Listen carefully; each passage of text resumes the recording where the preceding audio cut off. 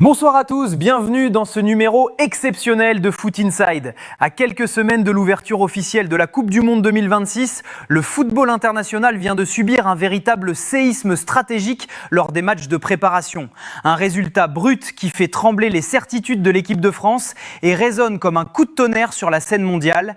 La Côte d'Ivoire s'est imposée 2-1 face aux Bleus. Ce n'est pas une simple défaite anecdotique au cœur d'un calendrier de réglage. Pour la première fois de toute son histoire footballistique, la nation ivoirienne fait tomber le géant français.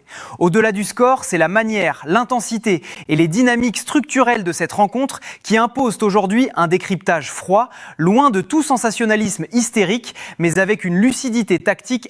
Sur le plateau de Foot Inside, l'heure n'est pas à la dramatisation totale ou à la panique stérile, car nous parlons d'un match de préparation où l'équipe de France se présentait privée de ses cadres parisiens, fraîchement sacrés en Ligue des Champions face à Arsenal. Le sélectionneur Didier Deschamps a sciemment choisi de préserver ses forces vitales en laissant au repos des profils majeurs, même si de jeunes éléments sont entrés en cours de jeu. Mais attention, ce scénario ne doit en aucun cas minimiser l'exploit de la Côte d'Ivoire ou masquer les failles invisibles qui viennent d'être mises en lumière chez les Bleus.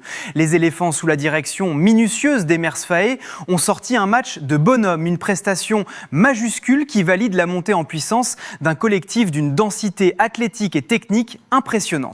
Si l'équipe de France a ouvert le score en première mi-temps, elle s'est littéralement fait boire et éteindre lors du second acte par une nation africaine sûre de sa force et de son plan de jeu. Le verdict des chiffres, souvent impitoyable, vient appuyer cette analyse de structure. Terminer une rencontre de ce standing avec une statistique de 0,8 expected goals contre 1,30 en faveur de la Côte d'Ivoire démontre qu'il n'y a aucune place pour le hasard ou la fatalité. Les Ivoiriens ont totalement mérité leur victoire en s'appuyant sur une arrière-garde de fer, symbolisée par les performances exceptionnelles d'Wilfried Singo et d'Emmanuel Hadbadou qui ont terrorisé les attaquants français par leur impact dans les duels. En première période, l'animation offensive ivoirienne a fait d'immenses dégâts dans les couloirs où la percussion constante a mis au supplice la charnière et les latéraux tricolores. C'est ici que l'on quitte le terrain des impressions pour entrer dans celui des réalités institutionnelles. Ce match confirme une fois de plus que les grandes nations africaines comme la Côte d'Ivoire, le Maroc ou le Sénégal n'ont absolument rien à envier aux sélections européennes. Lorsque l'on observe la qualité de leur 11 de départ et la profondeur phénoménale de leur banc de touche, le respect s'impose. Mais pour l'équipe de France, ce revers historique agit comme un signal faible extrêmement inquiétant à l'approche de la compétition. Les Bleus partagent la poule du Sénégal pour la phase de groupe du Mondial et s'apprêtent à défier une Norvège sur une série tétanisante. Cette défaite face à la Côte d'Ivoire brise une statistique immuable. C'est la première fois depuis l'année 2010 que la France s'incline en match amical juste avant une phase finale majeure. Une alerte rouge que le staff technique va devoir utiliser pour corriger des carences structurelles majeures avant qu'il ne soit trop tard.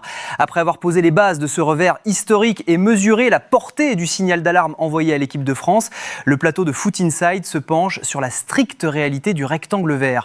Pour comprendre comment les Bleus ont fini par céder, il faut d'abord analyser ce qui a fonctionné et notamment cette première mi-temps riche en enseignements techniques. C'est ici que l'on quitte le terrain des impressions globales pour entrer dans celui de la structure de l'animation.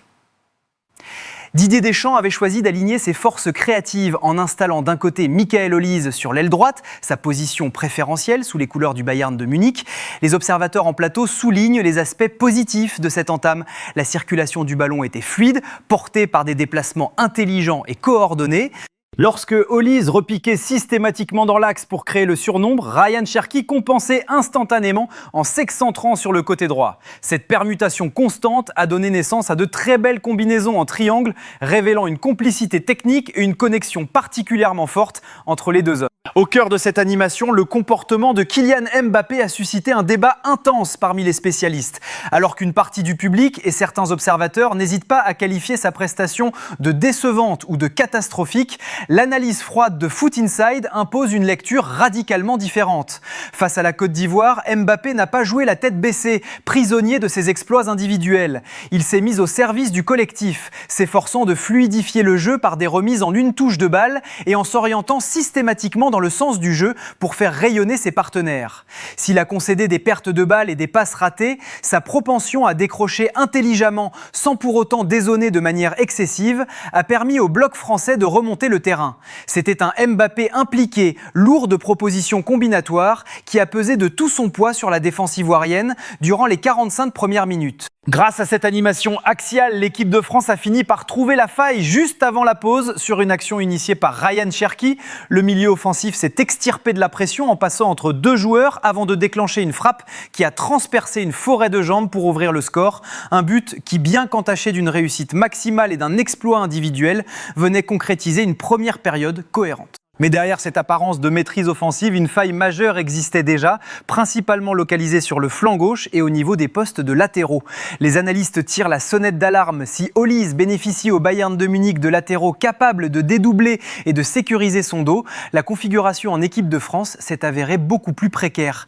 Marcus Thuram, installé sur l'aile gauche, a traversé la rencontre sans apporter la moindre plus-value offensive ou défensive, rendant ce couloir totalement stérile. Plus inquiétant encore, le rendement de Théo Hernandez et de Jules Koundé soulève d'immenses interrogations tactiques. Après un début de rencontre honorable, Théo Hernandez a vu son niveau décliner au fil des minutes, éprouvant les pires difficultés à contenir les vagues adverses. De l'autre côté, Jules Koundé a vécu un véritable calvaire défensif, totalement pris de vitesse et en retard dans ses replis face aux projections ivoiriennes. Handicapé par un déchet technique important et des passes manquées à répétition, le latéral droit n'a jamais pesé sur les débats offensifs, laissant la défense française naviguer sur une ligne de crête de plus en plus glissante. L'illusion d'une première mi-temps animée par la fluidité offensive du duo Cherki-Olise s'est totalement fracassée sur la réalité défensive de l'équipe de France. Pour les analystes de Foot Inside, si les sifflets et l'incompréhension grandissent autour de ce revers historique face à la Côte d'Ivoire, c'est parce que le secteur défensif tricolore a affiché des failles structurelles d'une gravité rare à ce niveau de la préparation. C'est ici que l'on quitte le terrain des promesses offensives pour entrer dans l'analyse froide des responsabilités individuelles et collectives. Au cœur de ce naufrage face aux éléphants, un homme concentre aujourd'hui toutes les inquiétudes et les critiques des spécialistes en plateau, Ibrahima Konaté. Le défenseur central a traversé cette rencontre comme un fantôme, signant une prestation extrêmement délicate, ponctuée d'erreurs d'alignement et de sautes de concentration fatales. L'inventaire des actions chaudes de la Côte d'Ivoire tourne à l'interrogatoire technique pour Konaté. Les observateurs en plateau se montrent impitoyables mais factuels. Le joueur est tout simplement présent sur les photos des deux buts encaissés. Dès les premières alertes en première mi-temps, il s'est fait prendre à plusieurs reprises par la vitesse de percussion et les décrochages de Jean-Évrard Kouassi, incapable de couper les trajectoires ou d'imposer son impact athlétique habituel. Sur le premier but ivoirien, celui de l'égalisation, Konaté commet une première erreur de lecture majeure en n'allant pas au marquage direct, affichant un temps de retard coupable qui laisse tout le loisir à l'attaque adverse d'ajuster sa frappe. Mais le point de rupture a été définitivement atteint lors du second but des éléphants. Sur cette action, Konaté se rate complètement dans son intervention aérienne et son positionnement, se faisant cueillir à froid sans pouvoir esquisser le moindre retour défensif. Cette faillite individuelle a mis en lumière un manque flagrant de repères et une fébrilité qui contraste l'arrière-garde tricolore. Le paradoxe de cette charnière centrale réside dans le contraste saisissant entre les deux axiaux alignés par Didier Deschamps. Car si Ibrahima Konaté a sombré sous la pression ivoirienne, son partenaire d'axe Dayo Upamecano a rendu une copie d'une toute autre dimension. Sur le plateau de Foot Inside, les consultants soulignent la performance d'Upamecano qui a dégagé une vraie sérénité tout au long de son temps de présence sur le terrain. Actif dans la lecture des trajectoires, solide au corps à corps et précis dans ses relances courtes sous pression, il s'est comporté comme le véritable patron de cette ligne arrière, colmatant tant bien que mal les brèches béantes ouvertes par les défaillances de ses partenaires de ligne. Mais un homme seul ne peut pas stabiliser une structure défensive lorsque les latéraux désertent et que son compère d'axe navigue à contretemps. Cette cassure stratégique engendre une inquiétude légitime et unanime parmi nos experts à quelques encablures du mondial. Que se passera-t-il si William Saliba n'est pas en mesure de tenir son rang ? L'absence du défenseur d'Arsenal s'est fait ressentir comme un vide abyssal. Sans la complémentarité, la vitesse de couverture et le calme olympien de Saliba, la défense française perd sa boussole et sa capacité à gérer les transitions rapides des blocs africains. Dès que la Côte d'Ivoire parvenait à sauter le premier rideau de pression, l'arrière-garde tricolore entrait en panique, incapable de coulisser ou de compenser les montées agressives de Maxence Lacroix en seconde période. Ce match amical vient de poser une jurisprudence interne indiscutable pour Didier Deschamps. La hiérarchie défensive des Bleus ne tient qu'à un fil.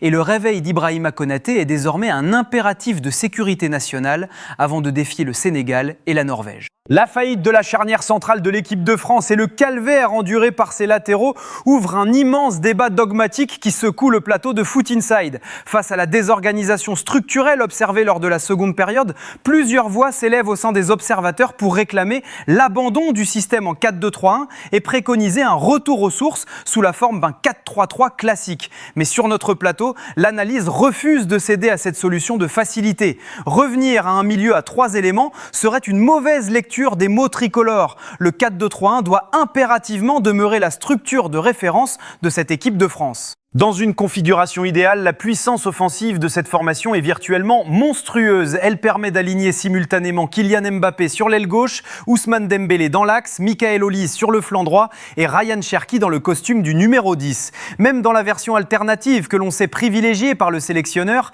déplaçant Mbappé en position de numéro 9, Bradley Barcola ou Désiré Doué à gauche, Dembélé à droite et Olise au cœur du jeu, la formule conserve un potentiel de création stratosphérique. Le véritable point de rupture subi face à la Côte d'Ivoire ne réside pas dans le choix des hommes d'attaque, mais dans l'incapacité à maintenir un équilibre structurel derrière eux. Les spécialistes de Foot Inside le martèlent, pour faire cohabiter 4 joueurs à vocation purement offensive, l'équipe de France a un besoin vital et non négociable de verrouiller son arrière-boutique en installant un double pivot d'une solidité absolue, 2 sentinelles entièrement dévouées au harcèlement et à la compensation. Durant la première période, cette mission a été honorablement rempli par un joueur sur lequel le public a pourtant tendance à s'acharner avec une trop grande facilité, Adrien Rabiot. Le milieu de terrain a rendu une copie solide, multipliant les récupérations précieuses et coulissant intelligemment pour venir prêter main forte à Théo Hernandez sur le flanc gauche. C'est précisément cette présence de Rabiot qui a empêché le couloir gauche de prendre l'eau durant les 45 premières minutes, tout en proposant des solutions de relance propres vers l'avant. Mais le tarissement physique de Rabiot au cours du second acte a coïncidé avec l'effondrement global du collectif. La seconde mi-temps a agi comme un révélateur brutal des manques de cette équipe dès que l'organisation initiale s'est délitée. La sortie du numéro 10 a instantanément coupé les lignes de transmission avec l'avant, isolant un joueur comme Jean-Philippe Mateta entré en cours de jeu. Privé de ballon exploitable, Mateta s'est retrouvé systématiquement harcelé par 2 défenseurs ivoiriens, contraint de temporiser et de perdre des temps de jeu cruciaux qui ont permis au bloc des éléphants de se replacer en toute tranquillité. Si l'entrée en jeu d'N'Golo Kanté a apporté un second souffle temporaire grâce à son volume de course et son abattage défensif, le milieu de terrain français s'est retrouvé submergé dès que la Côte d'Ivoire a intensifié ses transitions. Aurélien Tchouaméni a livré une prestation neutre qualifiée de moyenne par nos consultants, incapable de dicter le tempo ou de faire office de digue face aux déferlantes adverses. Sans ballon, l'équipe de France a affiché un visage désunissant. L'absence totale de pressing de Kylian Mbappé en première ligne a forcé le reste du bloc à effectuer des courses bêtes et désordonnées, laissant d'immenses espaces intermédiaires que la Côte d'Ivoire a exploités avec un immense cynisme technique. Il faut néanmoins savoir raison garder et replacer ce naufrage dans son contexte de préparation. Sur le plateau de Foot Inside, les observateurs rappellent qu'il manquait l'armada des joueurs du Paris Saint-Germain, laissés au repos après leur sacre européen historique face à Arsenal. Désiré Doué n'a pas foulé la pelouse, Ousmane Dembélé est resté sur le banc de touche et Bradley Barcola n'a disputé que les toutes dernières minutes de la rencontre. L'équipe de France était très loin d'afficher sa configuration maximale et ce match amical ne préjuge en rien de son niveau réel lorsque débuteront les joutes du mondial. Mais cette alerte historique doit être prise très au sérieux par Didier Deschamps. Les Bleus s'apprêtent à retrouver le Sénégal dans leur poule de Coupe du Monde, une nation africaine au profil athlétique similaire, dotée d'individualités évoluant dans les plus grands clubs européens, ainsi qu'une Norvège sur une dynamique terrifiante. Les approximations sans ballon et la fragilité des latéraux aperçus face aux Ivoiriens ne seront pas tolérées lors de la phase finale. C'est ici que l'on quitte le terrain des essais pour entrer dans l'urgence des rectifications. La fin de la rencontre a définitivement fait basculer ce match de préparation dans une autre dimension analytique. Pour les observateurs de Foot Inside, la seconde période a agi comme un révélateur impitoyable des limites du banc tricolore face à la profondeur de banc et à la science du coaching d'Emers Faé.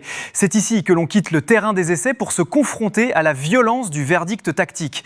Dès le retour des vestiaires, l'équipe de France a totalement abandonné le contrôle du cuir, subissant de plein fouet les ajustements stratégiques ivoiriens. Si Maxence Lacroix a tenté de faire le taf en défense et N'Golo Kanté a multiplié les courses pour stabiliser l'entrejeu, l'effondrement a été global. L'entrée en jeu de Lucas Digne s'est avérée particulièrement compliquée, caractérisée par une accumulation de centres désespérés qui n'ont jamais trouvé preneur, tandis que l'apport de Jean-Philippe Mateta est resté stérile. Le seul point positif parmi les entrants tricolores mène à Magnès Akliouche, auteur d'une excellente prestation, capable de bien ressortir sous la pression de 2 ou 3 défenseurs ivoiriens pour orienter le jeu. Mais une individualité ne peut pas masquer le désert collectif d'une seconde mi-temps catastrophique. La Côte d'Ivoire, à l'inverse, a donné une véritable leçon de gestion d'effectifs à l'échelle internationale. Les remplaçants injectés par Emer Sefaé ont tout simplement éteint les forces françaises. L'entrée de Nicolas Pepe a été exceptionnelle, apportant une verticalité immédiate, tout comme celle d'Amad Diallo qui a terrorisé l'arrière-garde par ses accélérations. Le symbole absolu de cette suprématie ivoirienne se matérialise sur l'action de l'égalisation, un enchaînement d'une pureté technique rare. Tout commence par un crochet dévastateur d'Emmanuel Agbadou sur Ryan Cherki, suivi d'une remise instantanée en une touche de balle d'Eli Wahi pour Nicolas Pepe. Ce dernier lance idéalement Guéladoué en face à cette transition foudroyante, Maxence Lacroix paie son alignement beaucoup trop haut et le bon vieux Ibrahima Konaté se fait définitivement prendre de vitesse, scellant le retour des éléphants avant le but de la victoire. Ce match amical vient de poser une jurisprudence interne majeure à quelques semaines du mondial. Au-delà des critiques légitimes sur l'arbitrage ou sur l'instauration insupportable des cooling breaks en plein match sous 15 degrés, une hérésie commerciale perçue en plateau comme un prétexte grossier pour diffuser des publicités à la télévision, la vérité reste celle du rectangle vert. Didier Deschamps se retrouve face à un immense chantier. Si la logique de préparation impose de ne pas dramatiser ce revers en raison de l'absence des Parisiens tout juste sacrés face à Arsenal, les manques individuels de Jules Koundé, de Théo Hernandez ou d'Ibrahima Konaté sont des réalités physiques et tactiques alarmantes. Sans oublier la performance très moyenne d'Aurélien Tchouaméni au cœur du jeu. Les Bleus connaissent désormais le prix de l'approximation. S'ils ne rectifient pas immédiatement le tir lors de leur prochaine confrontation face à l'Irlande, la phase de poule de la Coupe du Monde avec un choc programmé contre le Sénégal et le défi d'une Norvège à la dynamique tétanisante pourrait se transformer en un terrible piège. La route vers le mondial est encore longue, mais l'alerte est maximale.